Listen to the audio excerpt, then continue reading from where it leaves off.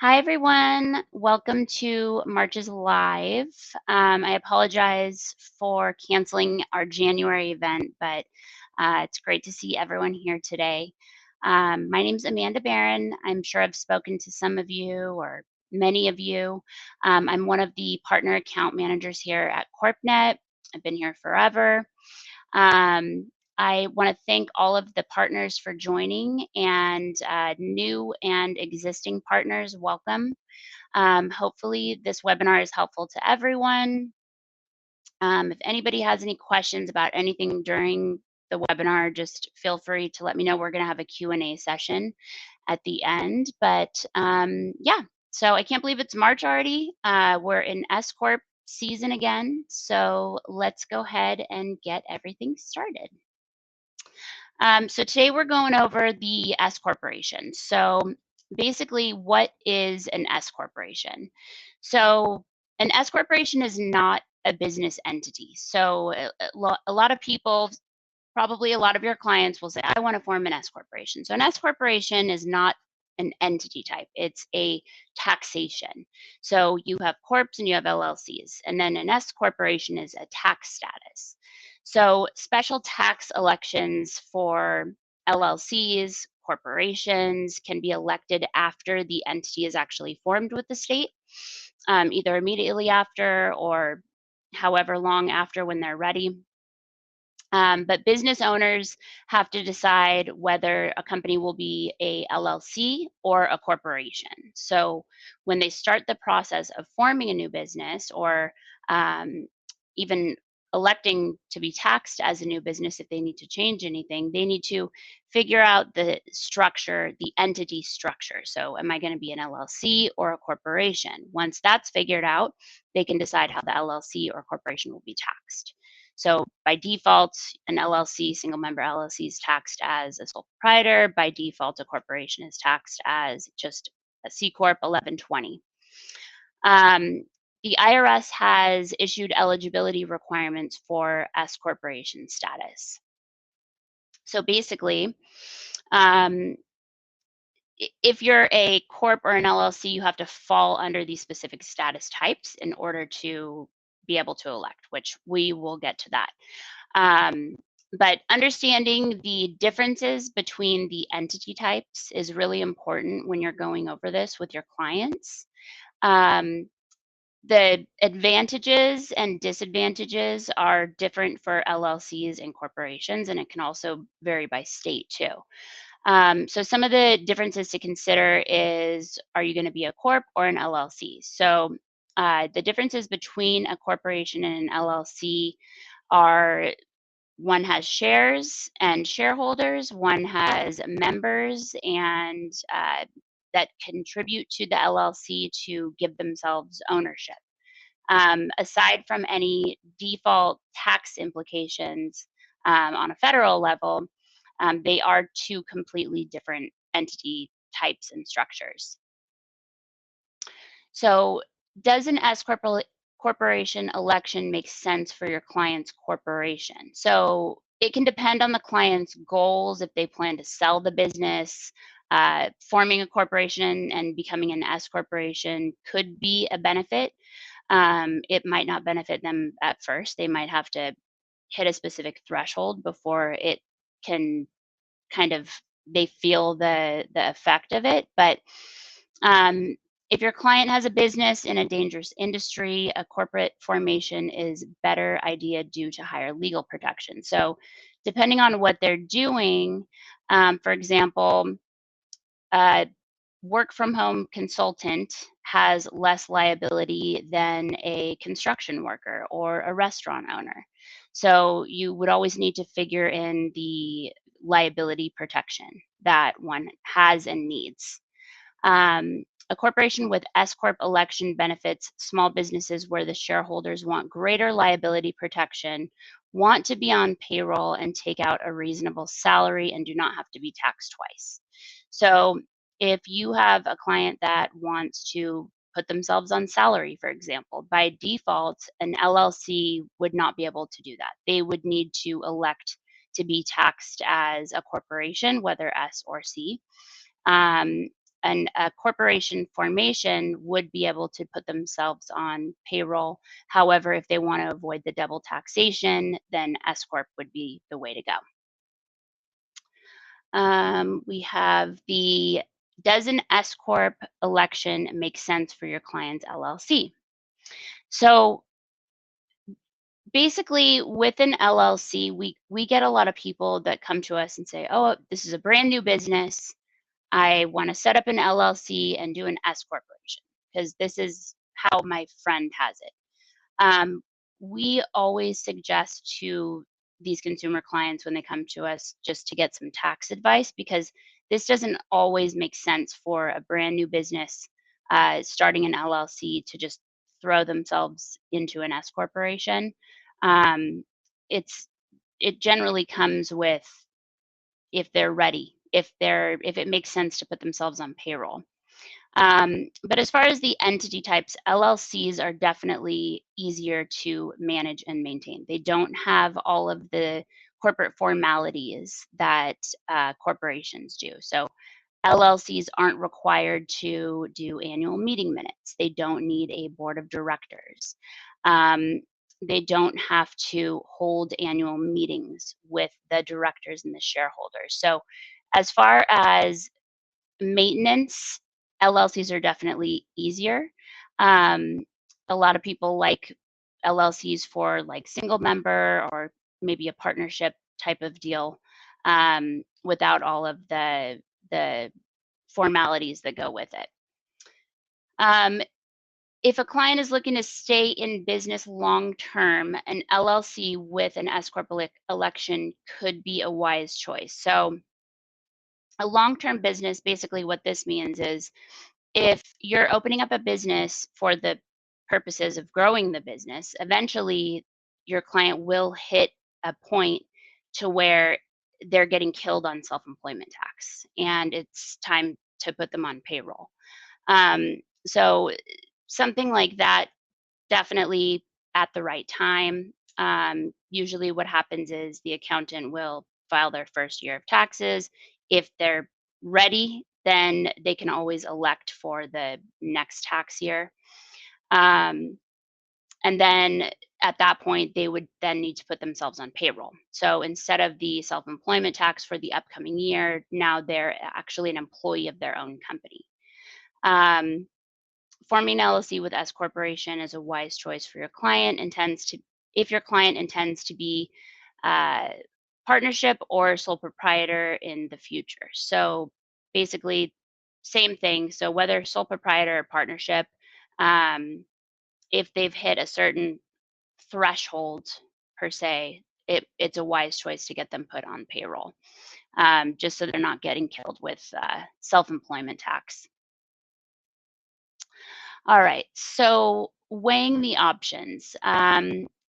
Clients in the real estate industry should typically operate as an LLC due to distributing property to the individuals tax-free, but it is a taxable event if distributed through an S corporation. So absolutely depends on the industry. Certain types of businesses, it should always be looked at. It's not just any business. Um, Talk with your client about how they want to present their company publicly. Having an LLC versus a corporation at the end of a business name can make an impact. However, this does not change how it's taxed. So having corp or LLC in a name, it can make an impact, but the client can always do a DBA, for example. If they don't want that Inc. or LLC in the name, they can always just do a DBA, doing business as, and just not have that in the company name. If you or your client are unsure about the best option, consider forming an LLC. You can always incorporate later. However, if you incorporate first and decide later an LLC is best, a lot more work is involved. This is true based on what needs to happen specifically with the EIN. So if you form an LLC and then decide to do an entity conversion, um, there is a whole conversion process, we need to obtain a new EIN. And if the client already has bank accounts and things like that, they would need to get new bank accounts set up, any type of new accounts, all of that. However, if they're just going to be electing to be taxed as an S corporation, none of that is necessary. They can keep the same EIN, it's just being taxed on a federal level as an S corporation. But an entity conversion would be a little bit different. So I always ask my clients when they call and they say, "Oh, I want to switch to an S corporation." Okay, are you talking about a full entity conversion? Do you want to issue shares of stock? Do you want to have a board of directors, or are you just wanting to be taxed as an S corporation? 99.9% of the time, it is them just wanting to be taxed as an S corporation. S corporation election at the state level. So many states have different rules. S corporations can benefit and change on a state and federal level. Some states recognize S election on a state level, some states don't. So that's another factor to weigh in when your client says that they want to go S Corp, because it might not be beneficial on a state level versus the federal level. Um, Most states give S corporation pass-through tax treatment. So a lot of the states have gotten on board with recognizing how the entity is taxed on a federal level, um, and how it's taxed on a state level. So certain states still have like minimum taxes for the entity type, but anything beyond that, they generally recognize it. However, it's taxed on a federal level.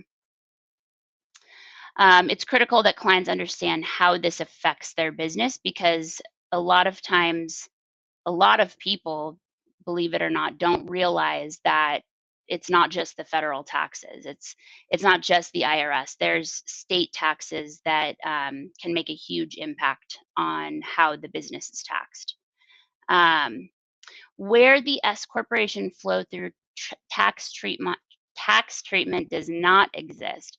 So some of the states really don't recognize S election. They don't care. They have their specific requirements, and this is how it's done. How you're taxed on a federal level, that's completely up to you, but this is how we do it.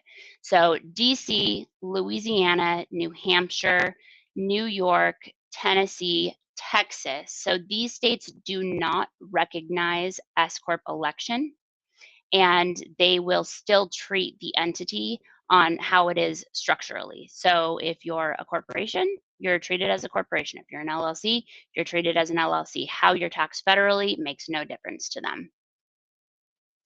So states without personal or corporate income tax. So S corporation election is essentially a non-issue in some of the states. Um, there is no state income taxes or personal or corporate level, for example. So certain states just don't have state income tax at all. So they really just they don't care how the entity is taxed. So Alaska, Florida, Nevada, South Dakota, Washington, Wyoming. Um, some of these states, however, may enforce other types of fees, like, for example, local city taxes, or sometimes there's a franchise tax, which is just like a minimum base tax for some of the states, um, that would get the corporation would get exposed to these taxes if they exist. How to elect S corp status for a corporation or LLC. So basically, there is a deadline. So Form 2553 must be filed no later than 2 months and 15 days after the start of a new year. So if the business has a tax year that begins on January 1st, the deadline is March 17th for this year, just because March 15th falls on a weekend. So March 17th is the actual deadline to elect to be taxed for 2025. Missing the deadline means that the business will continue to be taxed as a C corporation or an LLC, meaning sole prop partnership, however many members there are, for the remainder of the tax year. Um, with S corporation treatment starting on January 1st of the next year. So for example, if you miss the due date and you file in May, for example, the IRS will make it effective January 1 of the next tax year. And I know that sometimes with the accountants, you can do a late election and things like that. So there are loopholes, but these are just the basic rules. Newly formed LLCs and corporations have 2 months and 15 days, 75 days as a whole to elect their S election.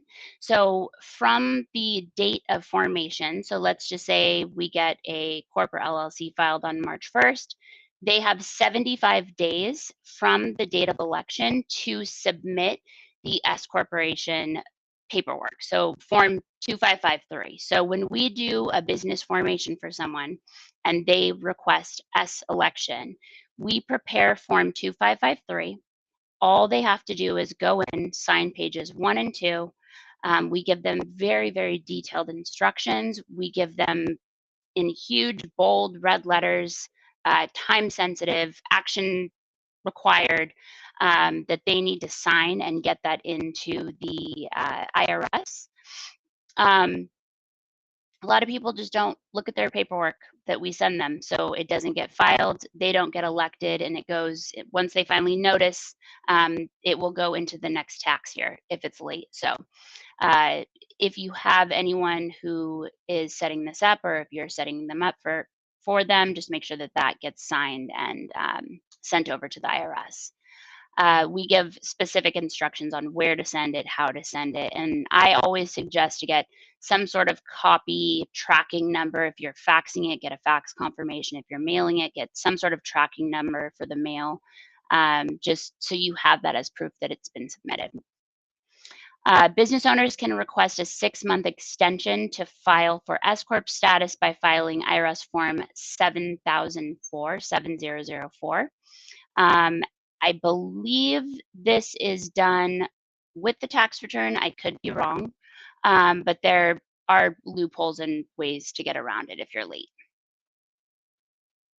So eligibility for S Corp status. So to qualify for status, a corporation or LLC has to meet specific requirements. So you have to be a domestic entity. So for example, you have to be a U.S. based company. So if you're a Canada corporation, you can't apply for a U.S. S election.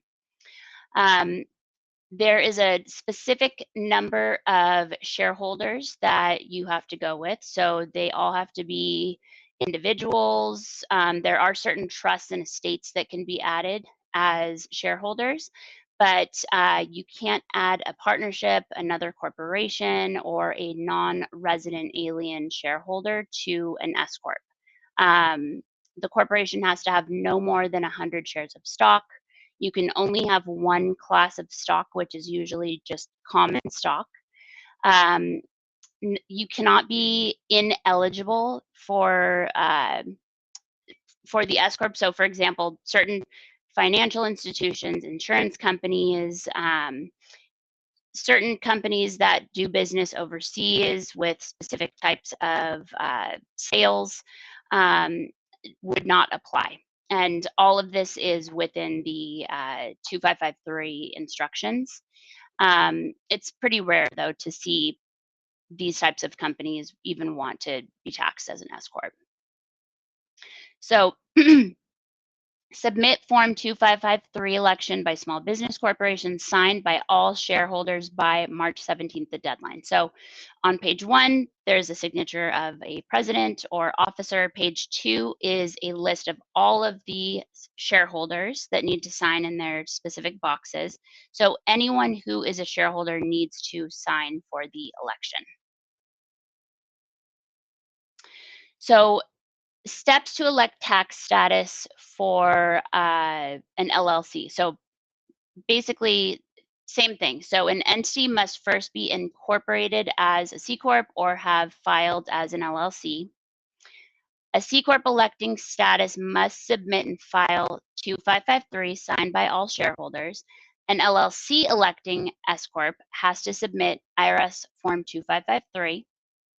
An LLC electing to be taxed as a C Corp has to file IRS 8832.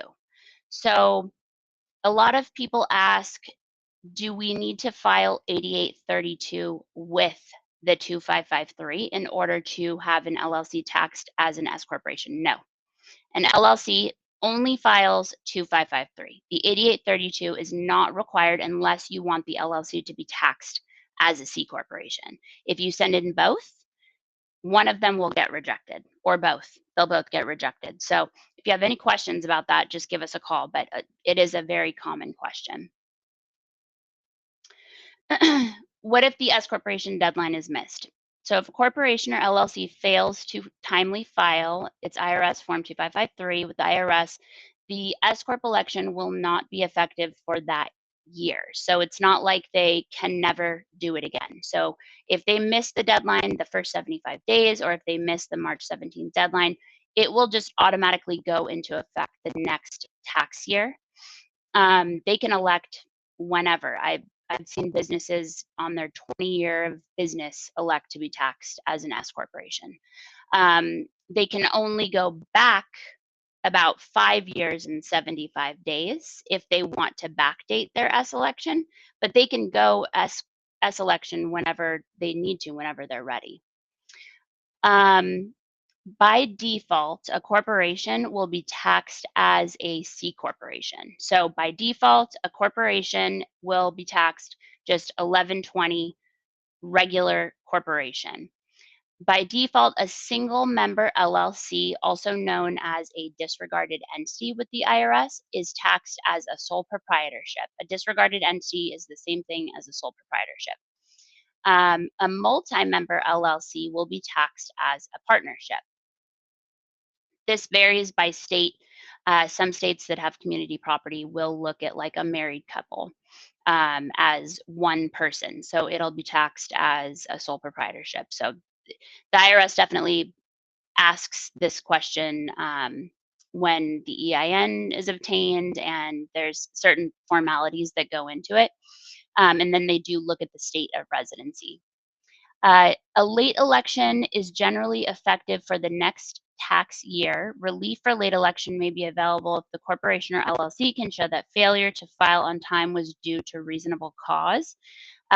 We can also handle the late elections. There is specific IRS verbiage that needs to go on the 2553 that we include.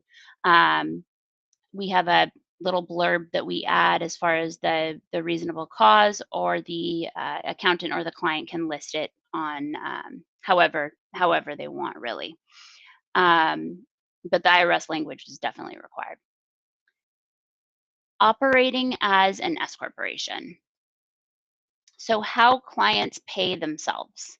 So to avoid red flags for the IRS, an S corporation shareholder who does substantial work for the S corp is considered an employee of the corporation and must take a reasonable salary from the corporation on payroll.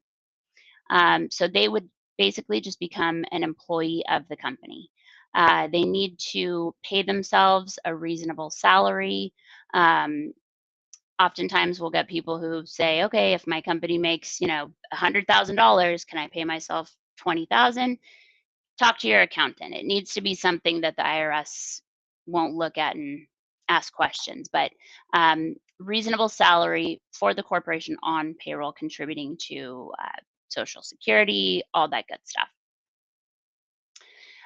The business must put the shareholder on payroll and compensate the shareholder through a reasonable salary from which taxes are withheld. So you might already have employees, you might already have a tax account set up, but basically, if someone is electing to be taxed as an S corporation, we just automatically think that they need to now register themselves as an employer. So it's one of the questions that we ask when someone comes to us with an existing business or a new business even that they want to be taxed as an S corporation is, okay, you're an S corporation. We now have to get you set up as an employer in the states where all of the shareholders reside. So if they don't already have an employer tax account set up in those states, for other employees that they already have on file on staff, for example, that should be done, which we can also take care of for them. Let's see here. An S corporation's profits are taxable at the shareholder level. So distributions of these profits can be made to the shareholders tax free. This is not the wages or the salary. This is specifically distributions. So, oops, sorry, skipped a slide. Okay, so home office deductions options. If you are an employee of your own S corporation, you have a couple choices for handling the cost of a qualifying home office. The S corporation can pay you rent for the home office. The S corporation can pay you the cost of the home office under an accountable plan for an employee business expense reimbursement. Um, all of this can be figured out when the payroll is set up. Being reimbursed under an accountable plan provides the greatest tax savings because it offers a way to get money out of your S corporation tax free. The corporation can deduct the amount of the reimbursements, and you do not have to report the payment on your personal income taxes. This option is better than having a corporation pay you rent for the home office. While your corporation can deduct rent paid to you, you must report the rent as income on your Schedule E. Qualifying for home office deductions. So, to qualify for these specific deductions, you have to, as a home office, the space, it does have to be an entire room if it's not the entire house. It must be used regularly, continuous, ongoing, or recurring, and exclusively. There can be no personal use for your trade or business and must be your principal place of business. So, for example, if it's your living room, then it's considered personal use. If it's a specific office where all of your business is done, that's business use. I suppose if you get audited, the IRS will want to come look at your house, right? Who knows? Um, those are just the requirements that they have. But the space will be considered in your personal place of business if it's used for performing administrative or management activities such as billing, bookkeeping, ordering supplies, setting up appointments, and writing reports. And there is no other fixed location where you regularly perform these duties or activities. So, for example, if you have an office that you can perform these duties to, or at, then you wouldn't qualify for the home office deduction because you have an office. You can go do it there, which you're probably also getting a deduction for. So this needs to be the actual location where all of these activities are being performed daily. So, as an employee of the S corporation, the home office must be for convenience of your employer. This means the home office is required as a condition of employment. It is necessary for the business to function, or it is necessary for you to properly perform your duties as an employee. Even though you're also a shareholder, you're now also an employee. If you do not have any other place of business, such as a rented office or storefront, your home should qualify. For an expense reimbursement plan to be considered accountable, the expenses that are reimbursed must be for actual job related expenses, and you, as the employee, must substantiate, the expenses by providing your employer with receipts and other documentation.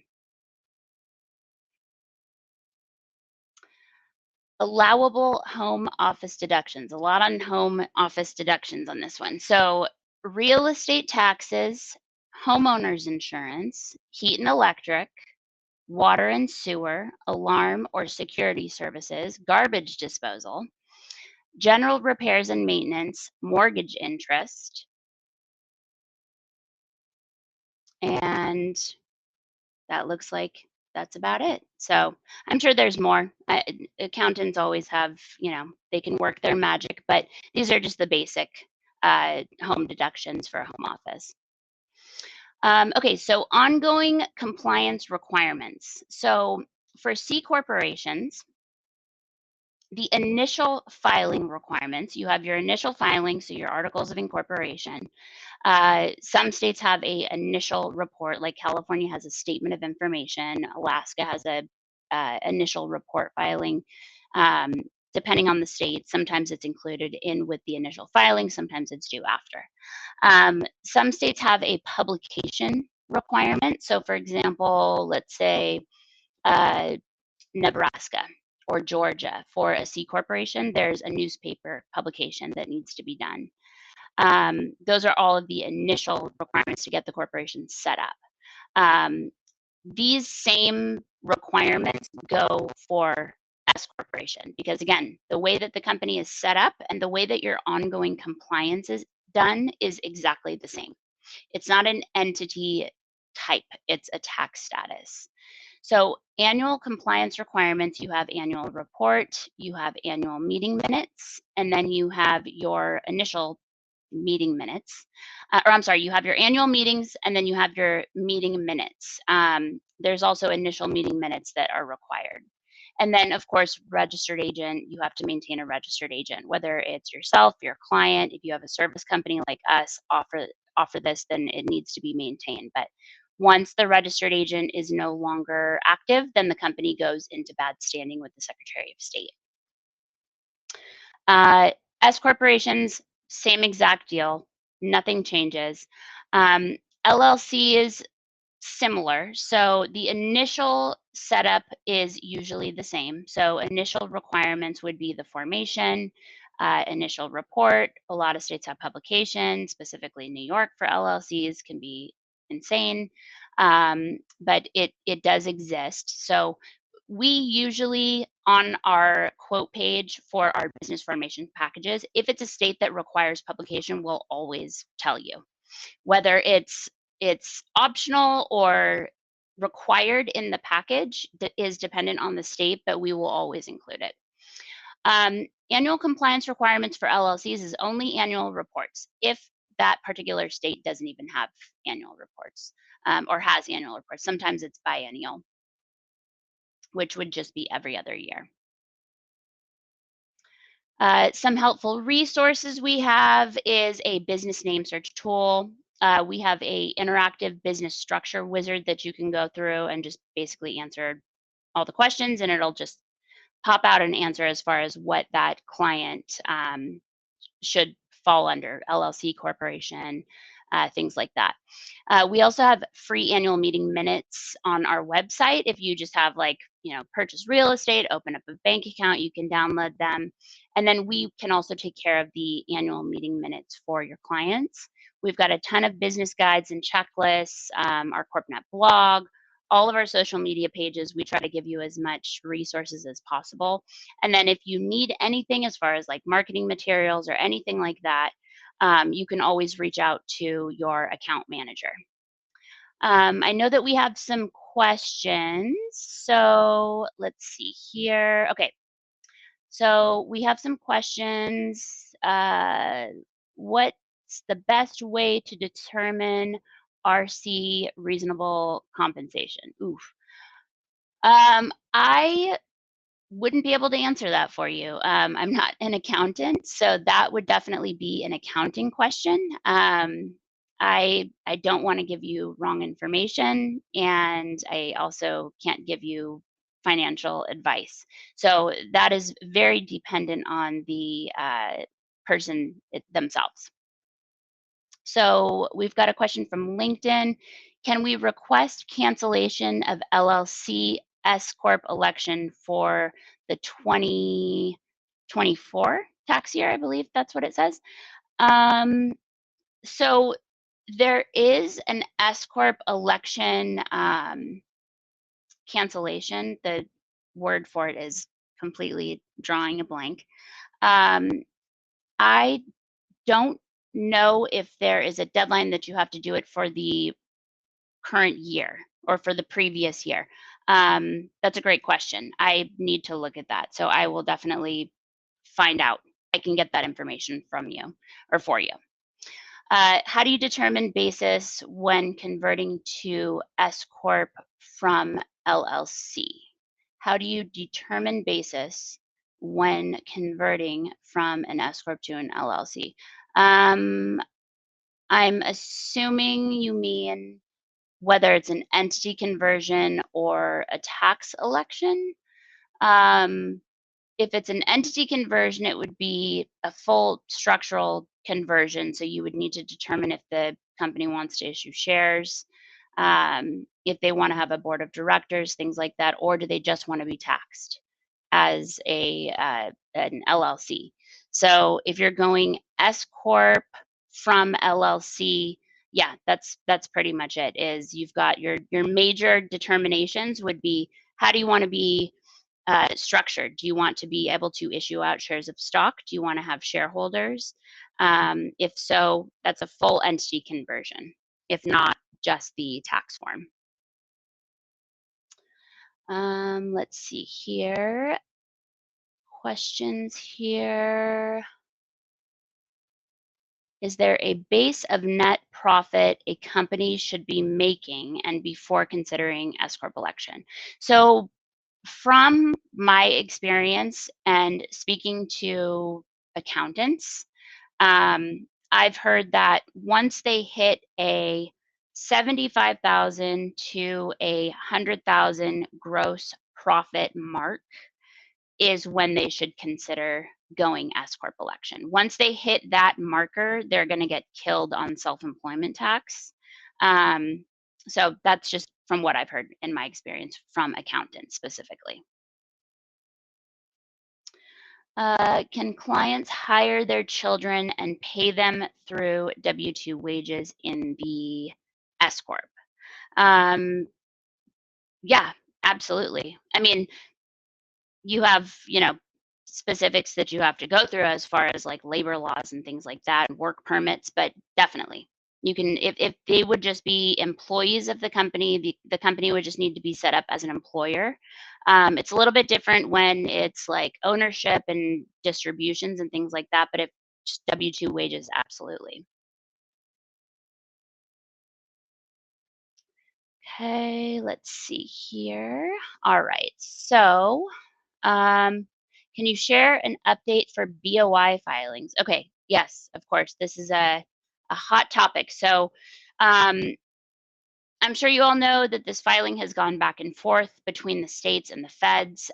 Even as of this morning, it's changing. But basically, as of today, the Department of Treasury suspended all penalties and fines for BOI reporting. So there is no penalties or fines for not doing it.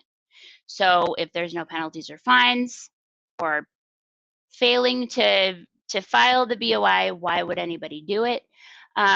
They're basically looking at it as part of your corporate compliance. So even though you're not getting fined for it, the penalties are gone. It's still considered a federal requirement at this point until it changes again, possibly tomorrow. It's been so back and forth, but look at it similar to like the annual meeting minutes to a corporation.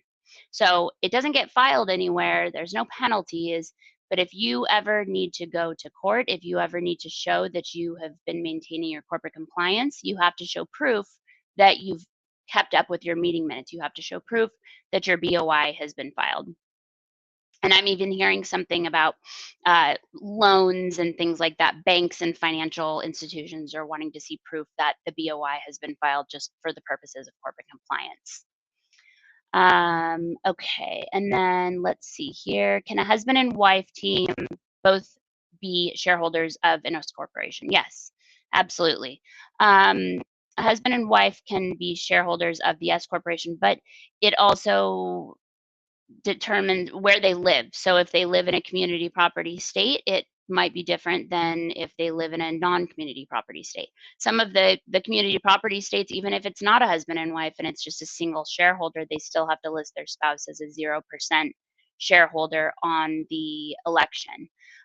So So that is very dependent on state and where the shareholders actually live and report their personal taxes. Do you have recommendations of resources to learn about reasonable compensation? Yeah, we've got a ton of information and resources on our website.